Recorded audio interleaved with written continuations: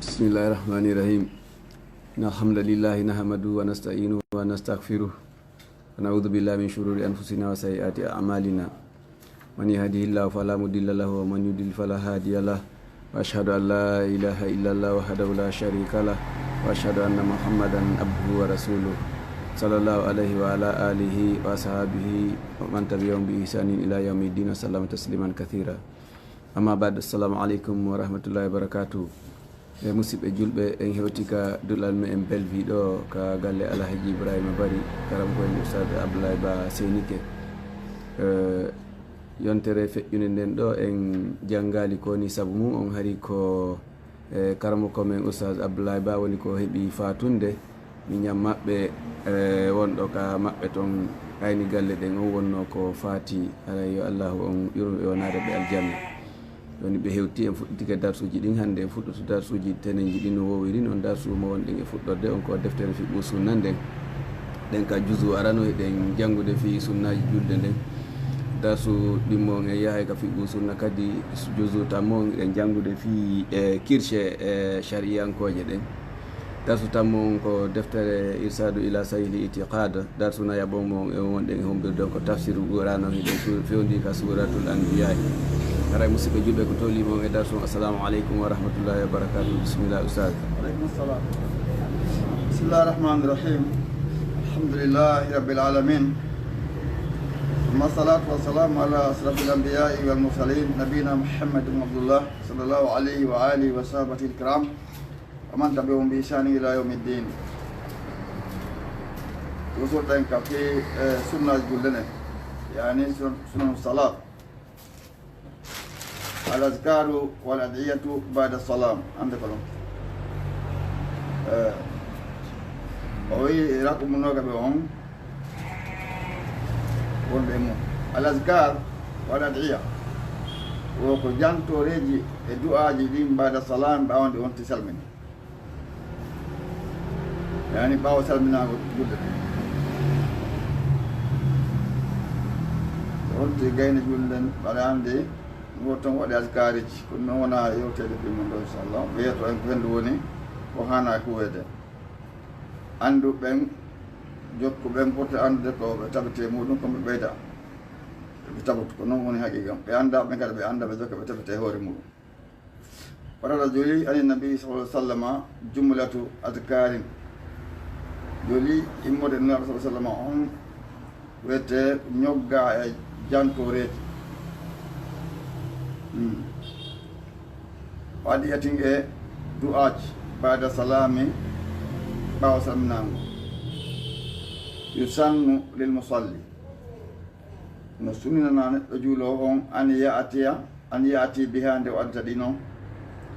jantoreji wa nahnu enen naskuru ha ɗe jantori fima yali ko hikkiɗo ko ara noon وعن ثوبان رضي الله عنه قال كان رسول الله صلى الله عليه وسلم إذا انصرف من صلاته استغفر الله ثلاثا وقال اللهم أنت السلام ومنك السلام تباركت يا ذو الجلال والإكرام. رواه الجماعة إلى البخاري. وزاد مسلم قال الوليد فقلت للأوزعي كيف الاستغفار؟ قال يقول استغفر الله استغفر الله استغفر الله.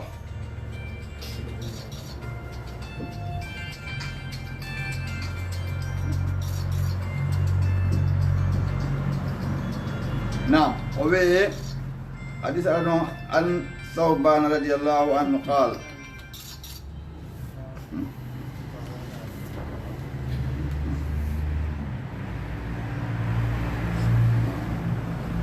مرة وروري صحابة تدلو رضي الله عنه يرلي الله ونما قال ما كان رسول صلى الله عليه وسلم لا تنار على مزامك الميزان صرفا سيقول بيتك سيقول بيتك يعني بيبي من صلاة جل استغفر الله رأي الله يعفو يعني خفرنا يا الله أجنب يا الله يعفو بجلو باجمع صلاة الله بتاتي وقال تماك كدي اللهم أنت السلام ومنك السلام oɗo ɗen askar kadi ɓe janggude makko toujours allahuma ya Allah anta salamu kawne kisiya min ka ko immarema salamu kisiye woni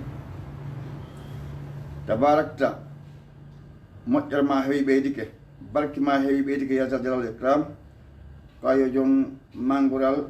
e teɗugal rawahu aljamaatu illa al Bukhari billiki hadis jamaa on fona imam Bukhari wa zada muslim ɓeydi qala al Walid وقال الوليد فقلت للأوزعي وليد يعني أوزعي كيف كون الاستغفار قل له إيش نقول وهن إيش نوت يعني قال ما كي يقول أنت إن أستغفر الله أستغفر الله أستغفر الله لا بتاتي أنت إيش نقول رسد وعن معاذ بن جبل أن النبي صلى الله عليه وسلم أخذ بيده يوما ثم قال يا معاذ إني لأحبك فقال له معاذ بأبي أنت وأمي يا رسول الله وأنا أحبك قال أوصيك يا معاذ لا تدعن في دبر كل صلاة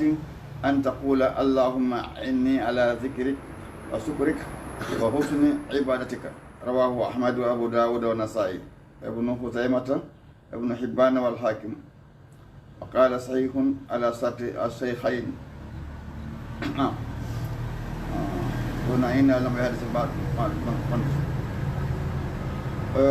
معاذ بن جبل وبي والنبي صلى الله عليه وسلم أخذ بيده يتنا جنگما kañum Muaz on laalu ƴetti jogi junngol Muaz en yawma ñande goo suma qaal ɓaawa ɗum ɓe maaki ya Muaz koye Muaz inni namilla uhibbuka pelle miɗo yiɗuma fa qala lahu Muaz wiyanimo bi abi anta sabu yumɓe baaba en an annulaaɗo wa ummi e nene an ya rasulallah wa ana uhibbuka pelle miɗo yiɗuma min kadi donc martaba goni ka an sinaɗo yiiɗi goɗɗo sikki ala Allah yiiɗa e on tigi oɗo kayni laaɗo min kadi yiɗuma qala o inni usika mi wasikema ma mi yamirima ya Muaz la tada'anna ta'ajjude fi duburi kulli salatin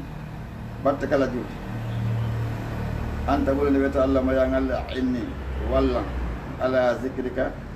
mi jantoroma wa sukurika enne mi yettama jarnanemaji ma ɗin o sune moƴƴugol ibadatika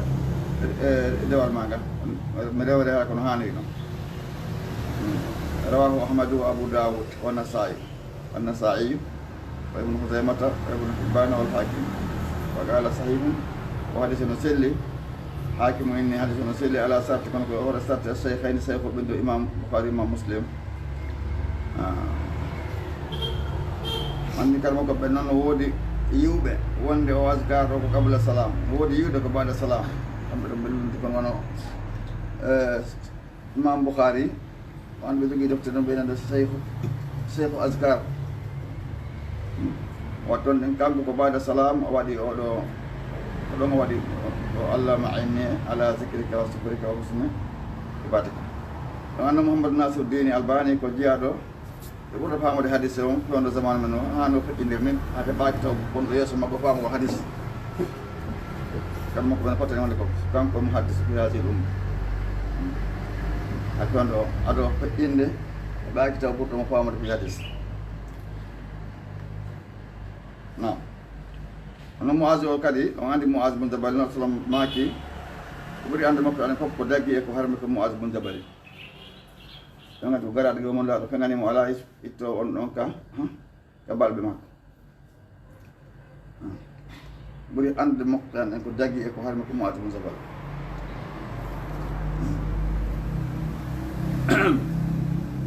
jan sino ɗum irtotake goɗɗo mo wawi hunde hare mo wawi nde ma Allah no ƴetti garanti fi makko o ma yanti ɗum anil hawa وعن ابن مسعود عبد الله بن مسعود ما كان كل من أحب أن يقرأ القرآن راضيا كما أنزل فليقرأ على قراءة ابن أم عبد نقول ابن عبد يعني ابن عبد الله بن مسعود kalau janggo Quran falaɗo jangude jangguirde no jangguirde no Abdoulaye Massoud jangguirde ni Qur'an koni jangguirde andi mo kala no mari konti hertinana mo tawata ko on noon geɓal kanko sendo dangal e goɗɗo asaho nam wasil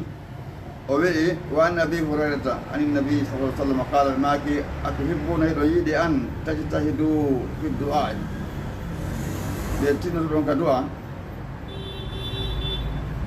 nde suwabino ɗon e du'a mo qala ɓe inni allahumma a'inni aɗa ko min hen ɗum oɗo du'a allahumma ya Allah a'inna wallito men wallu men ala zikrika de men tabita e jantagol ma an Allah wa sukurika e jarnugol ma yetta nemaji ma ɗi nemen ɗi amen ɗi wa husnu e moƴƴingol kadi bataka nder maɗa ngal aɗa kano yamira noon kono mi rewi aɗa rewi emi rewi beleɗe amen ne ko tawta adda sari rawahu ahmadou isnadin jeyidin e tugande moƴƴere kamɓe imam ahmadou kuliade so andode kadi peji ɗin ɗi moɓi ɗo e timmi ɗo allahumma a'inna ala zikrika wa sukurika wa husni ibadatika ɗum ko wonon jama donaɗo on jama o wawi waɗi ɗum ɗo siko an tum ara noon dogaɗe ko o yama addude doga allahumma a'inni ala zikrika wa sukurika wa husni ibadatika donc ko piɗi goto o wi tammo on wa an abdillahi ibnu zubayr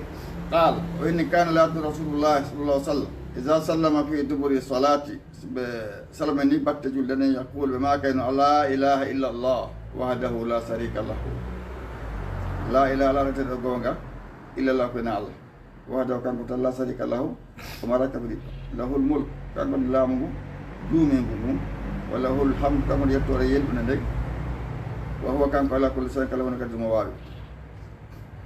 eyyi ko ɗum allah en kala e laysa kamislihi shay'un ka o samul basir tigi ay tawa oɗo kala hunde kono allah wa huwa ala kulli shay'in qadir la hawla feere ala wala goto doole ala illa billahi koyne allah subhanahu wa taala komo allah sembini o sembi ko allah sembine wala na'budu min rewata illa iyahu koyne allah subhanahu wa taala ahlu ni'mati yimɓe nema ɓen war palle ɓura nga wasana e mantorde maksunu moƴƴugol ngo la ilaha illallah koyne allah mukhlisina lahu din kanko allah ko laɓɗon ɓe allah dina kan mukhlisina lahu dina ko ɓe laɓɗene allah dina kan dewal ngal walaw kariha al kafiruna hay si han jiɗi ngeferaɓe ta rew fi kaari no yo welto rew fi allah welto rewi allah fi o welto kanko ta kanko e ɓota dewal goto anda ko dewal waɗete allah subahana taala andi walere mum ka kam naasi ko goɗɗo ɗum ara ɗum ndemarno ko yeeyado hakke yimɓe hamɓe keetuɗi mbuuɗi haɗede ɓe yeeyino naɓe ye huude kon ɓe yeeyno goɗɗo ɓeɓan mbuuɗi seeɗa koɓe wallitora darde cuuɗi eɓe ɓeytamananko yetto ɓeaɓe waɗeno ɗum hayna fof ɓe mbuuɗi sabu yiyama ko mbuuɗi gollata kon hannde joni noon baraji kam mbawi yaaka goto anda baraji e mbere muɗum ko ɗum waɗi siko ɗum ko yiya kon ko weyitire ko yii kon ɓerde ɗi konta tawi hande wuure ma yeeɗo oɗe joni ukko dowle e ndiye anda si ƴawoye ƴawa e laaku gandanɗa waɗo ƴawa bahru mo anduɗa hoore ma a anda fuɗɗode mum anda konto haaɗi yanjimo nokku anda ukkoɗa toon ne kañumne ko allumba e heɓa mbuɗi na ɗaɓɓugo gandal de ko ɓuri kon hewde hannde no fanɗi oɗo mayde ka ladde sa ifi ɗaɓɓugo gandal ɗuuɗa haare no woodi noon ko no reyde ɗuuɗa ɗum andi ɗon ɗo ka yaadu Angola ma yaadu Europe ɗum en yii ɗum buy heɓe Angola na gande o ɗaɓɓoy toon soɓe janngode no kadi haarede hoɓe janngor Europe men gal soɓe janngoro ɓe janngor kon haandane ga ko ɗuri kon ko ɗaɓɓugol mbuɗi janta on tigi ko e risque ko tawata o annda si o ƴawoye yo heelanmo taw ko ƴawata ɗon woni ko heɓaali mbuɗi o so tawi woni himo hisi ha heɓaali mbuɗi nabus wonta ukkoore ma nambara la ilaha illa allah mukhlisina lahu dina walaw kariha al kafirun rawahu ahmadu wa muslim wa abu daud wa nasai ɓeɗo filade se nam o wi nayaɓ on وعن المغيرة بن شعبة أن رسول الله صلى الله عليه وسلم كان بلات يقول في دبر كل صلاة مكتوبة بتكلم في الفرلان بجول ما كان لا إله إلا الله وحده لا شريك له له الملك وله الحمد وهو على كل شيء قدير اللهم يا لا مانع على هدو لما أعطيتك وكلاكم ولا مؤتي على وقوك لما منعتك هدوكم ولا ينفع نفتا ذا الجد جون تنار منك بما ما جد تنار ما جون جبل نفتا كتسنا عندي كلمة مشتركة رواه أحمد والبخاري ومسلم كما الله يدي وقلنا نبي قلنا وآخر دعوانا الحمد لله رب العالمين وصلى الله على نبينا محمد.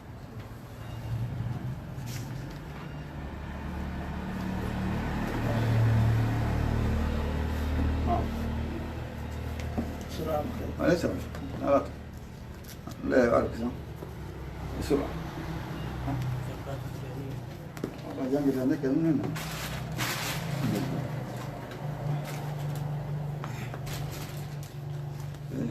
بسم الله الرحمن الرحيم الحمد لله رب العالمين والصلاة والسلام على نبينا محمد وعبد الله صلى الله عليه وآله وصحبه الكرام ومن تبعهم بإحسان إلى يوم الدين. عندك تقصد أنك دفتر من فقه السنة زكاة الجنين زكاة الزنين وكرسة ولكن عند الريد بينجر جوان ريد نينا مغول إذا خرج الجنين سبكون يالتي من بطن أمه كريد نينا مثلا سيريمام أنا أني بلم مengano ris andi neɗɗo on inne mo jibini nagge nge rimi aɗa no serti kala ka inde rimi haɗa ɗen andu na aɗa wiya ɗum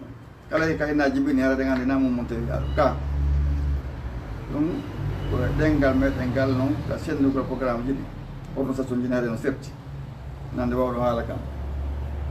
nanu haalaji gono nanon goy naɗi ko mari ɗum goɗɗi go nanon وإذا خرج سيلتي الجنين إكم من بطن أمه قريب نينمو وفيه نرون على مكم حياة غردان مستقرة تبطلان نيبودان وجه وقتك أن يزكى نهرس تكون هرسته نبسانgo ando sa wonta si tawi woni nene on tawi ala hesude maya woni hirsama joni no ɓikko gono anda wona kon ɗon awna wata amara ko wurnira kon ɗon ara kon ɗon gal masallaka ko hirse ba amara ko moyna nokko a wata faggude ha to ɗum kadi mayirni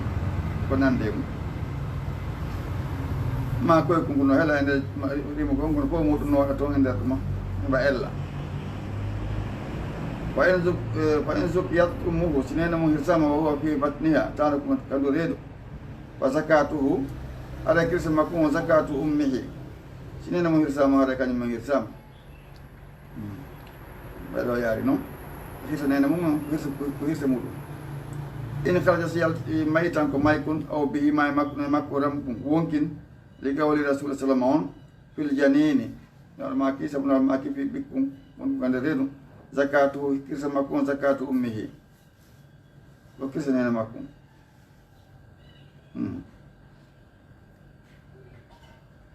نعم رواه عن أبي سعيد جونس بيالتي كموري كنا سألك كمير سيارة سكون مايا سكون مايا كنا نقول ساكم نعينيو رواه عن أبي سعيد أحمد عن سعيد نعم فوقنا بين أحمد ونيلا سلام رواه عن أبي سعيد أحمد وابن ماجه أوكي عندك كم كنا أريكو أحمد بن أبي سعيد ابن ماجه وأبو داود والترمذي والدارقطني وابن حبان وصححه ابن حبان سيدنا حديثه وقال ابن منذر أماك من قال زكاة أمه إمر بهم أولي وجاك يسوع لنا مودم يسوع مثلا كيسنا من قال زكاة كسمون زكاة أمي كسنين مدهرنا نوكو سنين من سمار إسام ولا من زكاري on jantaki as'ara heɓi leeɓi am lam yas'ur ka heɓa leeɓi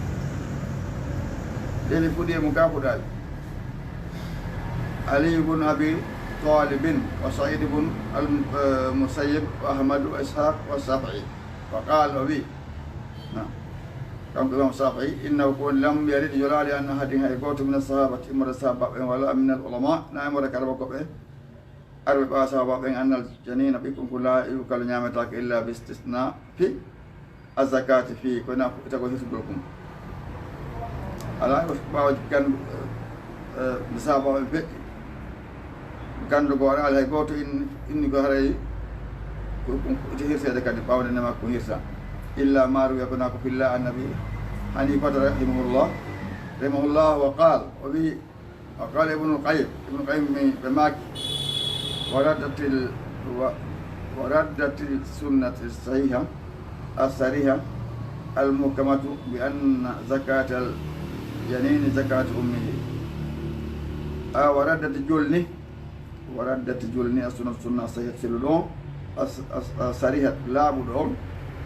al-muhkamatu ñaawol on bi anna zakata janin kirsa ɓe kun zakatu ummi ko kirsa nene makkum hisam aleykum hisam konti kun hisam kamta téléphone lundi al usuli lasili on wa huwa lasili on ko ɗum ko woni ɗum kayno ko taarimol maytat ko harmugol ko hirsaga kon hande ko ɗum lasili on tigi noon si maayi hirsaka haray ko harmugo ko ɗum lasili on ko ɗum noon no serti ɗum noon ويقال نبيه الذي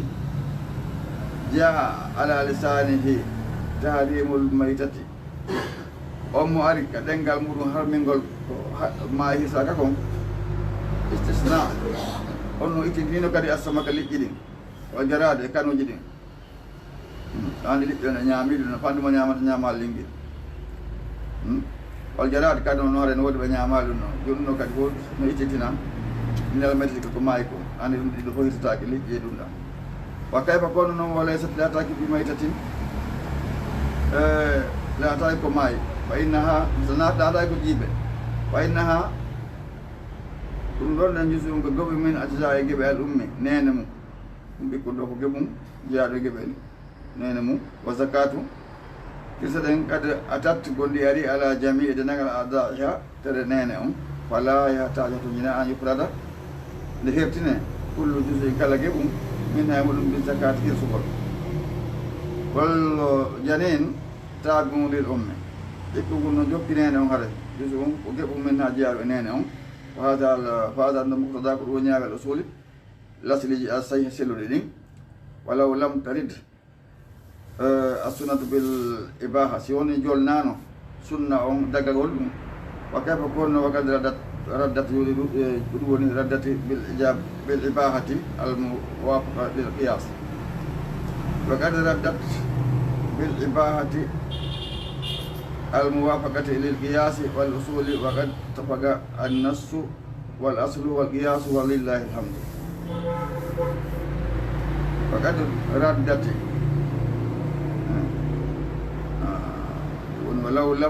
ولو لم ترد سيلو جولنانا سنو بالإباحة دقيق فكيف كون وقد ردت كون ديرو تنور بالإباحة دقيقول الموافق هرم والقياس ميسي ورارو والوصول لسلهم وقد اتفق قول دي فوتي النص يانغال والأصل لسلهم يانغال كسنة فوتي لسل والقياس إقبال كلمة ميسي كلمة بين ولله الحمد لله ودنيا تورنا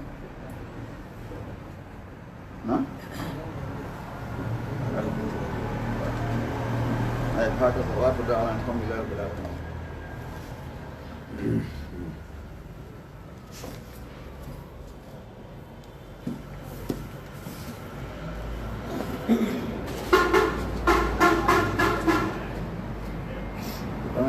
Lalu ayah sejuta anda saya ayahnya muda tampil itu apa ya kan? Era eu te disse, mano.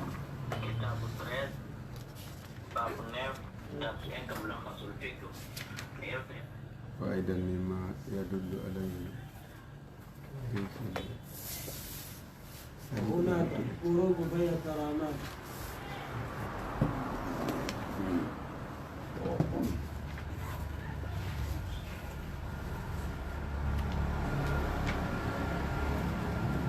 ande karamatul awliya ɓe golle ɓe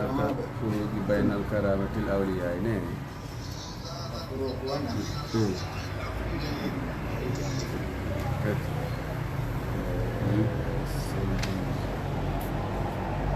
القرآن الكريم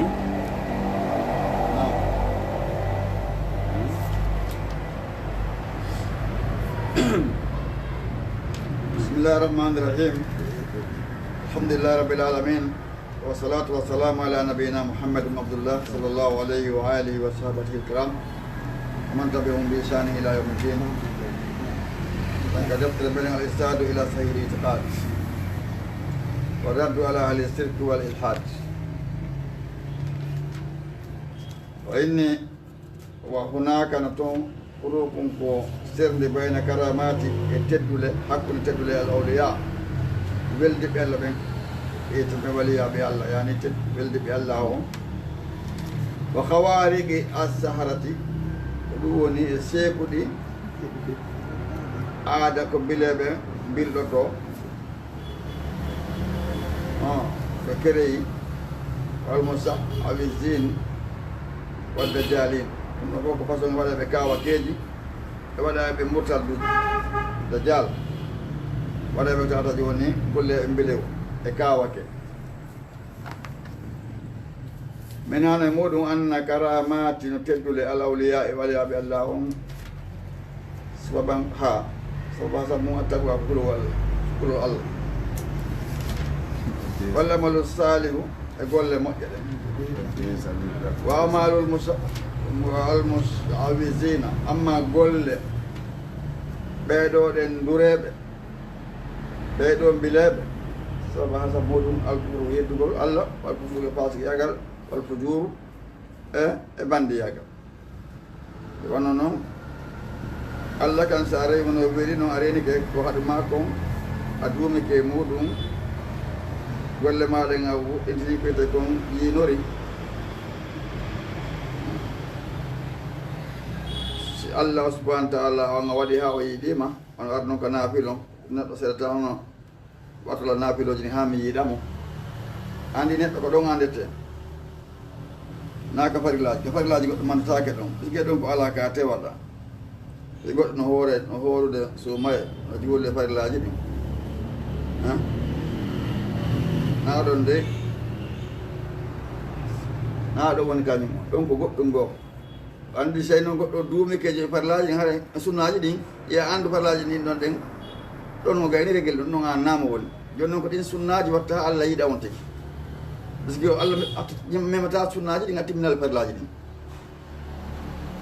to a ɓattamo taw farlaji ɗin ha ɗin noon timma so ɓatto aɗi ɗum waɗi seydna Umar maki la yazabannaka min arrajuli li kasrati sujudihi يعني قيامه وصيامه ولكن إذا أسرف على دينار ودرهم كيف يصرفهما يعني كيف يصرفهما كما قال وتهون نتو والتا جولد جم ما كو نيلا تهور تهون ولكن إذا أسرف على دينار ودرهم وهبي كان كالسه مثلا هبي منان جودي يونو كيف يصرف كنو نبي تري بنجي جاونو خلا اسكي كو فالا كا كو الله فالا يا ولي ندون تانكي ولا ماكي ما بال جودي انتا كو مو نيوبي دون ko ñande ko kongol makko martata ɗo ma ñande di jawdi yondi molon ande ko boni ari mo ñopi no ɓeyta joni almar muqtabi un tata lisanihi wa sa takallama yurafu man huwa wono ɓen noon goɗɗo tanki o wolaɗe andata ko boni so wooli on anda gaɗa peesi hoorema kam mbatto sikka a wooli andata ɓeɗɗe mbere ma ɗum waɗi hey landagol si anda jento ke landagol ɗon sa wata mannaɗan ko jentgol moƴƴatma andaɗo landata si a landa tun hande ara a peesi hoorema kam mbatto joni no neɗɗo o ho a ƴiwmo joni mo juulude farillaji ɗe innaye a memata sunna pewɗo neɗɗo ko sunnaji ɗen watta ha Allah o yiɗa Allah yiɗamo moƴƴe moƴƴe o ɓannamo Allah artuko waɗ anndugol ɗum gollitira isan ko wali Allah onon kadi ko sa duɓike ɗum o yiɗama wali seytan ko sa yeddimo Allah kanko okkere ko faala kom c'est que watta mo welde so no jinin yadema ko faala o habide ɗo joɓe goɗɗo ɗo la hunde ko makko ko innaɗi ɗi waɗa ɗum innaɗi sunana suudu makko ɗum ɗi sunana suudu o tigi ɗum innaɗe gaari haɓetake ma ɓe di on noon walli Allah ɗum ma ƴetta joni jande soppama ronkanade ene ɓiɗo Allah jande nattama ko aɗa wonko woni jon noon ɗofteɗen holla en ko hen ɗum woni waliyu Allah e waliyu cheytan awliyaullah awliya o cheytan fof no windi e nder raso windoɗe en anna karamati al awliya tabiti teɗule ɓeɗoɗen waliyaɓe Allah weldeɓe Allah sababu sabu muɗum attaqwa hurgo Allah subahana taala ngol walla amalu salihu amalu salihu e golle moƴƴe ɗen wa amalu almusawisina amma golleli mbiɗeɓe sabu ɗum ɗon al kufru ko keferi wal fusuka fasigal fujur fasi wiyete murtugol andi fujur ko wongol boneji tawate on ti mara waɗa mara fereng e bone kala ko faala waɗa alama o huuli alama o hersi so ɓuri kon yewde condition ji ɗi on ti yalda islam ndi waɗama koye faala kon kañum jinnaji e seeɗanoji ɗin o ndi warata sumaye ma o ñaamay masalan ko hanaka ñaamede o yahay ka hanaka yahede ona wali majji ɓe welda amin hande muɗum anna karamatil awliya teɗude awliya ɓe Allah ɓe yusta'anu biha en ko walitorte ala birde ko ɗiggangol Allah watta tagwawol Allah subahana taala on aw ala umuri mubahat ma e hoore piyakuji dagiti wa amalul musawisin wadda jalina amma golle ɓeɗoɗen waɗa ɓe kawake wadda jaali ɓeɗoɗen ɓe wiyete ko dajjali pusko ɓiten kon ko golle mbile ustana biha ko ɗum ko wallitorte ala umurin ko piyakuji muharramati harmati sabunan woni ko setano jin simminta ɓen ɗon ɗum le ko mina sirki mbuɗa sikko alko ɓuri keferu wakat le nufuuse wargo wonkinji ayɗo joni ɗi cuɗɗa joni goɗɗo o wara neɗɗo ɗina kañum mbile ɓe waɗa han ɓe wara yimɓe ɓen yiyannamo ɓe gollitirano tonen e ko nande muɗum e taguɗo anon kadi liɓaka cabinet ji wiyeɗi walluɓe koɓe faala wadde kon ko min ha no e muɗum anna karamatil awliya keɗɗule ko waliyaɓe Allah ɓen okkete kon hiɓɓe makko ɓen taguwa ɓe sikirillah taguwa no sembira hen ɗum ɓe sikirillah saabu jande ko Allah wa tawhidi woɗɗingo Allah subahana taala on o hawarigi asharati ɗi seeko ɗi aada ɗi bile ɓe wondi walmusawisina e ɓeendureɓe tabtuno bon tabtulu ino bona awtado ufumano lo a inde zikrillah sanga inde Allah o janta wa qira'atul qur'an sanga janggo qur'an wa tawhid e sanga on ti wutni Allah ande jango taw jango on har ko wutni Allah subhanahu wa ta'ala battini kadi muccugol ma gaw seeɗa wutni Allah subhanahu wa ta'ala so a wutni Allah subhanahu wa ta'ala kala aya mo moccirɗa o toɗiɗa Allah subhanahu wa ta'ala Allah aray ko kura andi ko wiyete kom tawhidi iman billahi no mari kura mari doole ay ɗo ɓena jippane deften fof moccugol ɗo de ma waɗa ɗum ɗo fof no o tawat ɓa qima ala e moɗon ronkede mannede ara ɗum kulo Allah ala e ɗum mata bayna ɓangi bi hasa sabu ɗum ɗo anna bayna karamatil awliya woni hakkude teɗule ko waliyaɓe Allah okkoteɓe kon wattahari jatil musawisina wadda jalin ko ɗum woni e piiji koɗi ko ardata e muɗum kon ɓeɗoɗen dureɓe ɓeɗo mbileɓe furuɗan no serti mutamayizun alhaqa no seedi e gonga minel batil immorde mere o no seedi ara si a jangui defɗe gayi e tun anda an ɗum ɗoɗen wona oɗo nafulo kala gogo sa laari durejo ko ɓornoto ko piɗi e talki e lince boɗeje ko haɓɓi e hoore makko ay no ɗigata no ɗinaɗo siki hoɓɓe lowtako toɗe ɗum wel dañinna e seedanoji ɗi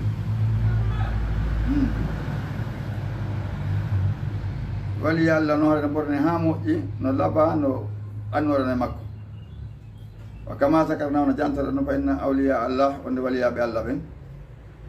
welde ɓe Allah ɓen haqqan e hoore gonga la yastahalluna ma yurihi ala aydihim la yastahilluna ɓe gollitirta ma yujrihi llahu ko Allah on dogini ala aydihim junaɓe minen enal karamat teddule ɗi nasbi wi heɓugol e poste martaba ɗaɓɓugol place wi e Allah mi yiɗi ɓe ɗaɓɓugol poste ko wona ara hoore yimɓe ɓen ko ƴeewa on tigi la ɓe hato jinayi ɗum walla ihtiyal e pewjugol o lafti ansar e yeƴƴintigol darɗe annasa yimɓe ɓen ila taasimin mawningol ɓe kamɓe heɓa ɗum paaka ɗum fi mawninede wataɗo tawassudu fi heɓgol martaba toɗo kamɓe haaji maɓɓe ala ɗo ndaari programme maɓɓe no seeti ndaari annabi Yusuf ko ɓe defi kasus ɗon fof ɗon anndi ɓayde koye ɗon ngol hoyɗama o yanti fi makko kasu ɗon ene goɗɗo mede won sukkiɗano neeɓo hitande neeɓude ani on wat dakkara bada ummatin ka kono wi noon o taski moƴƴa ɓawa dumunde on ummatino naamu mofte on kadi bon o ini goɗɗo no sukkiɗano goɗɗo te Yusuf on ɗon o wawi fitande koɗo immini ɗan ɗon immini o yeehi ɓawa hewti mo wawno e nde ɓe firaygo konko somi yalti ka nani on koyɗe waɗa condition kono somi yalti tant que o yaltini Allah mi firatano kono waɗano ɗum ko ɗo ɓe firani ɓe koɗe ɗon ngol Allah muy ɗum no sabu woni yaltugol makko ngol bon kay ya goɗɗo toujours ko propose afi mbuuɗi wo ma fi hunde cogu goɗɗo wo hare wattan yiile programme makko on waliyaɓe Allah ɓen kamɓe o nano na waɗanan ɗum ɗa waɗani ɗum ɗo waɗante haɗa na wona ɗuma wo wona yon wattutu nam o inni noon ɗuwasi ndoɗen la yastahilluna ɓe gollitirta fuɗɗike dow seeɗa fuɗɗen wa kama zakarna no jamtata noon fa inna awliya Allah tabiti welde ɓe Allah ɓen haqqan hoore gonga la yastahilluna ɓe gollitirta ma yujrihi llahu konko Allah o dogiɗi ala aydiŋe juuɗe maɓɓe min alkaramati teddule li nasbi heɓugol poste masalan martaba wal ihtiyal e pewjugol wa laftin ansar nasa e yiƴƴindigol darɗe yimɓe ɓen ila taasimi fiyoɓe mawni yimɓe mawnimɓe wa innama tasiduhum andu ko ɓe taɓe tawadu an ko yankinagol kamɓe wa mahabbatan yiɗugol lillahi Allah wa iqbalan e pewjugol ala ibadatirugo Allah subahana taala on li khilaf no lundi ha ulay ɓe almusawisina yimɓe aduna jokkuɓe aduna ana ndure wa dajalin e bile fa innahum ɓen yastahilluna ɓe no gollita hadihi l hawal ɗi alhaalaji cheytaniya sonoji ɓe hendi jungo setanoji ɗin allati ɗin tajiri ne doga ala aydin ka juuɗe maɓɓe ɓe jalabi nasa fi podugol yimɓe ɓen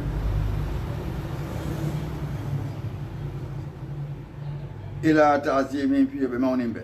yimɓe ɓe mawnimɓe wa tagarruɓe ilayhim ɓe ɓattoɓe wa ibadatihim eɓe rewɓe men dunila kowoni Allah azza wa jalla donc hannde koye mbile ɓe dartuno ɓen joni wiya ɓo annabi Moussa mbireɗe ɓe pilara wonnoɓe donc hannde ɓe adno condition ɓe fooli ka e walla ɓe adno proposition ɓe ni simen fooli no hi programme on konno won semen fooli ɓa en cas ɗum hannde simɓe ɓen haaldali hunde aɗa wadde yiɗi laaɓatama si haaldama ɓayi a faala seelude joni ñawdo tan joni ko jeelu condition watte taw o yino hare ko jaaɓe ɓattinaɓe ano ɓennaga gasi ɓe naate golle ɗen kono kamɓe tigi ɓe no tawi jakano ɓuuri ɓe ɓe jaaɓi annabi Moussa addi ko ha gasa joni noon gonga kan sonti yi ka tawa temo ka wonɗon ene kanko o ɓaami jokki mala manade mala ɗusde ɓaawo hannde kadi la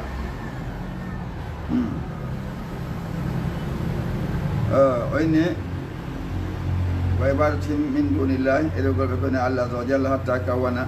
kullu wahidin ha laatini kala goɗɗo mine maɓɓe lawonade ɗum tariqa tan laawol hasata hettingol wa jamaata jama o sammano ɓe bismihi jama o wiye inde makko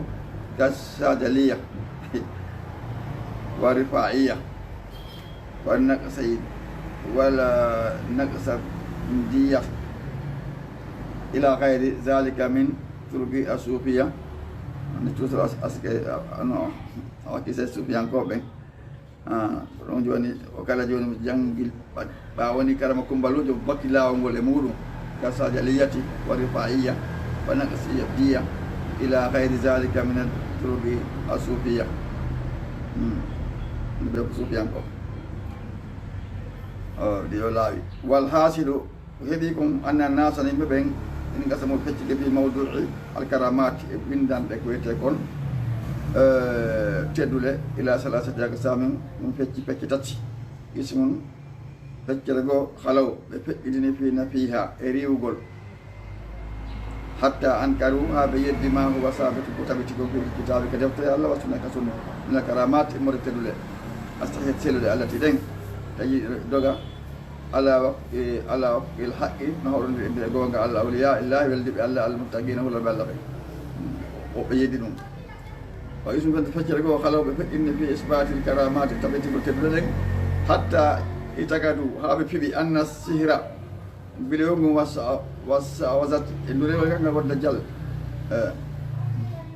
dajal yankoɓen minal karamat andi masihu dajal on andi ko yalto andi ko fedde makko kono kam kala ko waɗɗo dajal yanka ko ɗon ɓuuri wadde si on ɗon ko bone mo wolanaɗo kala mon ɗon tawi ɓuri kon heewde sinamo Allah walle o murɗine on tigi bas so o yamire ndiyan nañiɗan fusu kammo gom fusa o yamire ɗi ɗen ndiyenu fuɗu fuɗa o yamire candi ɗi iluɗe ila ɓe inna ko Allah ni jaka andi ko masque mownaɗo on kam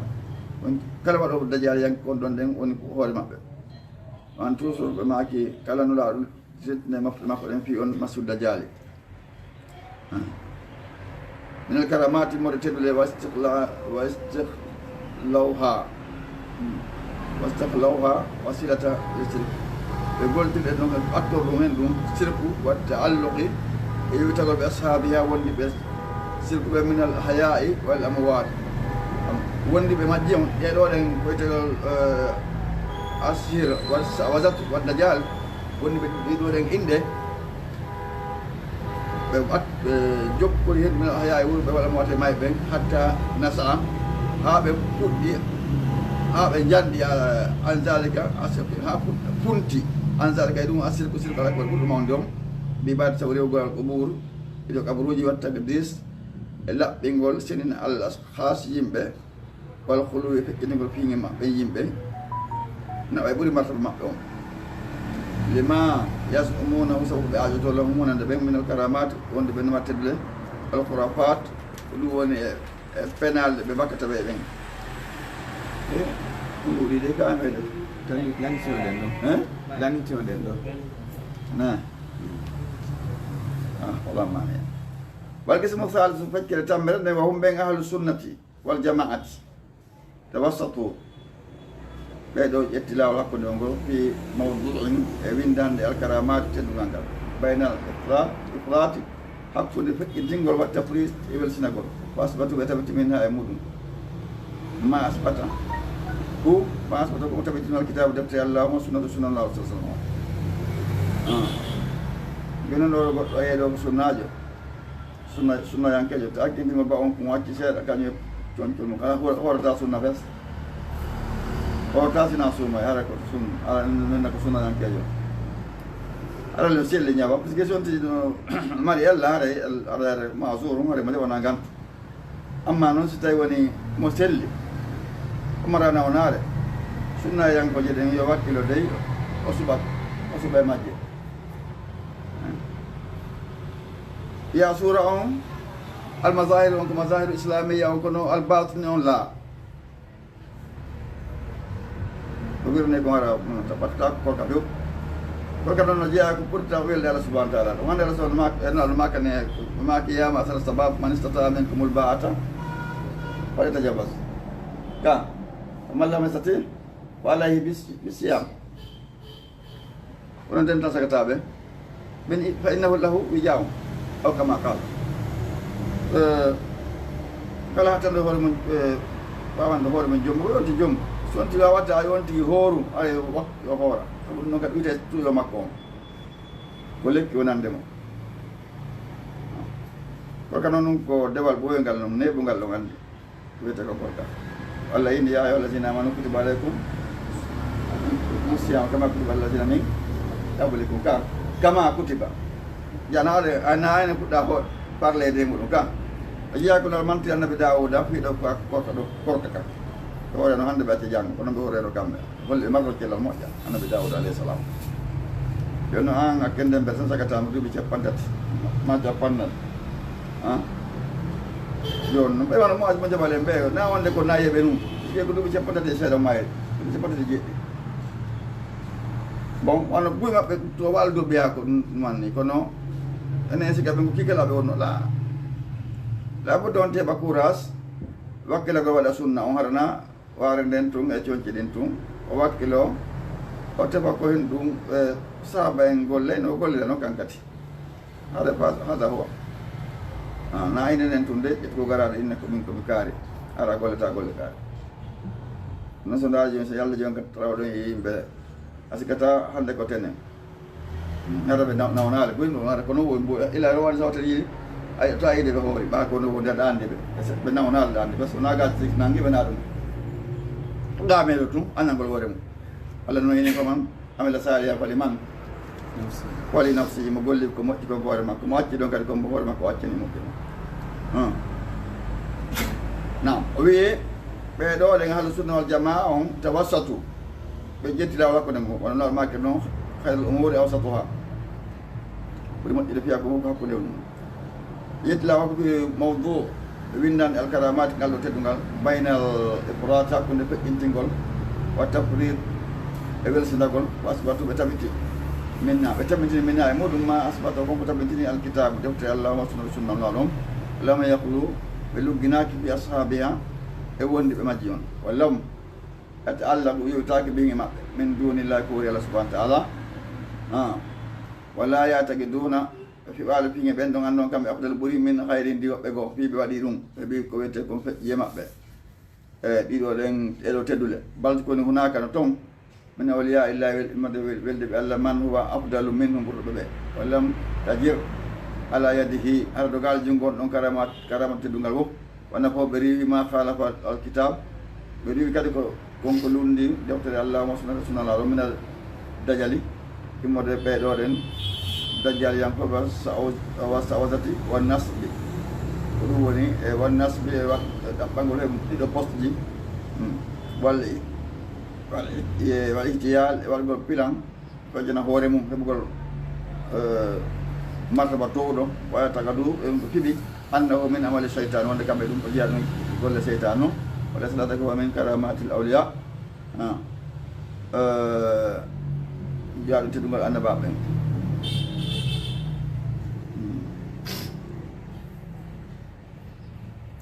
nam walillahi alhamdu ko allah waɗen yettorde nden walla minnat e dokkal ngal fof ala wuduhi alhaq e jabbugo laaɓugol googa on dah e wirtagol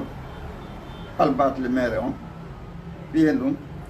li halika fi holko man halaka on halkiɗo ma on halkotoɗo an baynati hoore ɓangal mbiye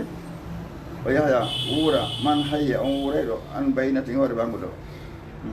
ɓangal mbiye mo wuuri wuura e hoore ko ɓangi ara ko wonno ko ɗo wontiri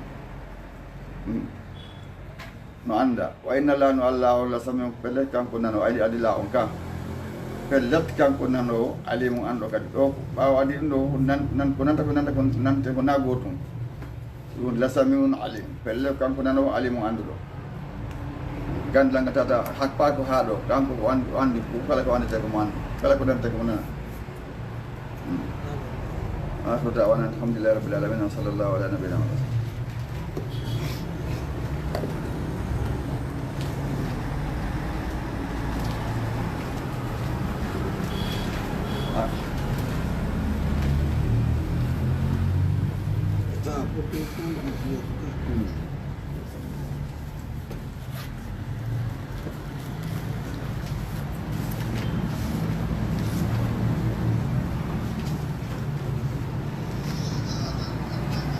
ande ko ayna wakaf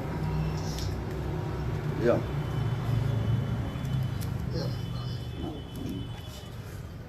okay koyi okay ndare lambi ambi ay rakum temedade nogay e jeetati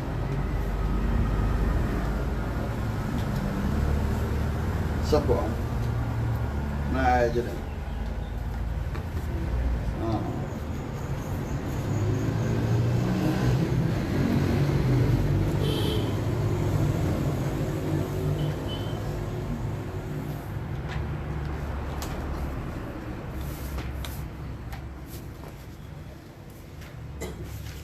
Laga tati ya mau jadi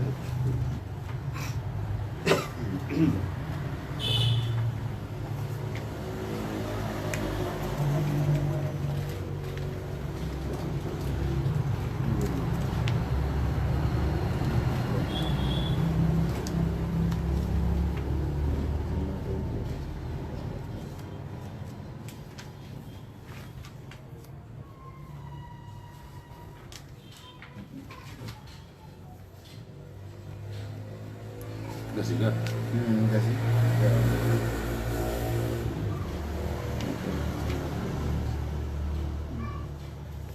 Ya ma.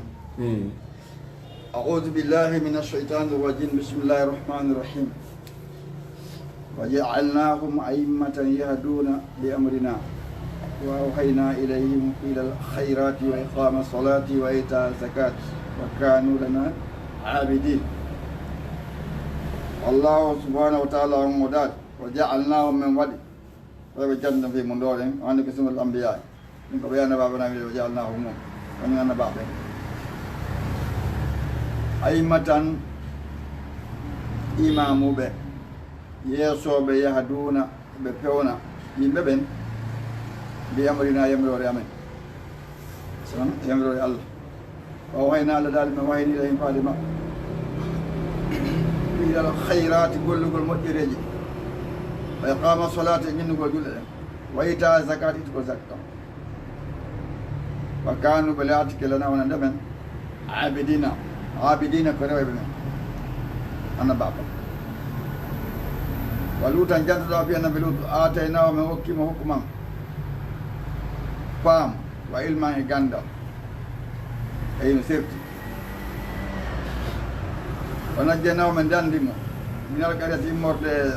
saare allati nden kanat latinode tamalu alkhabais en nde yimɓe moɗeno golle bonɗe golle piji soɓuɗi kono wargo luuti yagaɗa ko gorko warta gorko haaji maɓɓe ala jummugo rewɓe allah daal innon kamɓe kano laatno kawba saw yimɓe bonɓe yimɓe bone asla yimɓe waɗeɓe bone faasa ƴeeni ɓeeɗo kadi ko yaltuɓe ɗoftare allah daali wa dakhalnahu min naadimo fi rahmatina e nder yumede amen ɗen innahu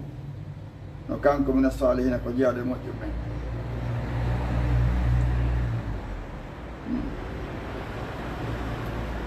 wa nuhan jantuɗo a fi annabi nuh isnadande o nodduno joom makko min qaboli ko atti ɓeɗo fof fastajabna lahu min jabinanimo o andi ko turi allah subahana taala on allah daali ɓuuti dammuɗe asama on e ndiya yuppotoɗo fotana baba sama ɓe mayin mun hamirin sabuna ala hari yimɓe ɓe wiwore leydi ndin waɗi boneji fa annabajo on duƴi hoore maɓɓe ɗum ko tufana ko arno allah daali fastajabna lahu min jabinanimo fo najjanahu min dandimo yoolagol kanko eɓen o wondi ko ɗum ko ahlawo yimɓe makko ɓe min karbi immorde e goƴo al asimi mango ngo sattede mawde nden allah dandimo kanko eɓe gonɗiɓe mo ɓen ɗum ko moƴƴino laana sumara kano andi laana sumara tawi ndiye naata e nder makka wa nasarnahu mi wallimo minal qawmi immorde yimɓe allahina ɓen kazzabu fennunoɓe ayatina aji amen ɗen innahum kamɓe kano ɓe laatino qawma sawɓe ɓeɗo kadi yimɓe bonɓe la yimɓe golloɓe boneji wa khalaqnahum allah daali men yooli ɓe ajmain andu on sa kamɓe ɗon fof bon ɓen ɓe yoolano ko heddino ko ɓe ƴewnoɓe kadi ka laana ko ɓen ɗon kadi boni murtuno kadi ɓawa sakkidorum heeɓi ke leydi kono aramɓe ɓe fof kamɓe bonɓe ɓe yoolano allah daali fa khalaqnahum ajmain allah ɗiwita ajmain halano manque woɓɓe go on kadi goɗɗi ɗon fof yawno on se ilno yooli few o Dawuda janɗa kadi fi annabi Dawuda o Souleymane annabi Souleymane ɓiɓɓe maɓɓe on isi yahkumani sangal ɓe ñawirino fil hars ka remuru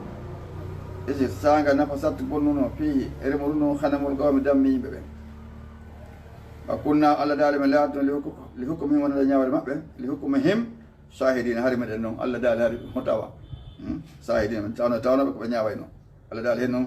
famna ha men famna ñawre nen Souleymana annabi Souleymana wa kullam ɓe fof maɓɓe Allah daali atayna hukman an hokki annabi Dawuda e annabi Souleymana fof ɓe jogui faamu wa ilma e gandal sakharna min yeltima Dawuda onde annabi Dawuda aljibala pelɗen yusabbihina hiɗe subuhino walla tawede colli wonde makko wa kunnama laati ko fa'ilina golloɓe andi o damɓe ɗin ko natino